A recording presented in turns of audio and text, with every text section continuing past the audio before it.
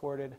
And then net revenue for a fanega of picked coffee is $35 after fixed costs and variable costs. Okay?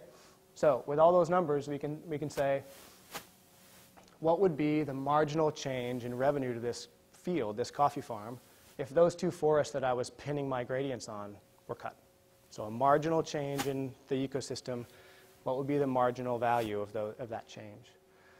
So the map would become like this: much more orange area that's more than 1 kilometer from the nearest forest, 480 more hectares of that, and the math is pretty simple to know that that's worth $62,000 in income to that one farm. Okay?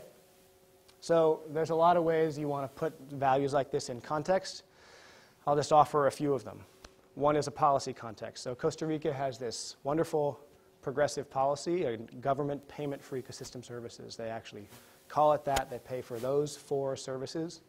And if you're a landowner that agrees to keep their forest as forest or regrow it, you can earn $70 per hectare per year from a government payment.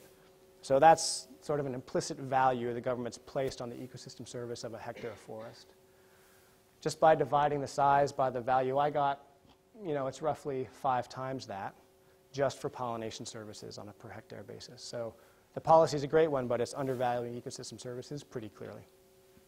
The other context is opportunity costs. All right, what else could you do with the land?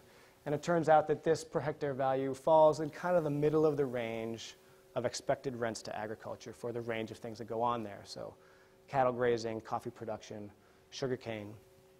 It's kind of in the middle. Sugarcane on good years will beat it. Cattle rarely does. So that's a nice case study in Costa Rica. And before I go to the next study, I just want to say that we've been working. Now there's about 25 studies that have done roughly this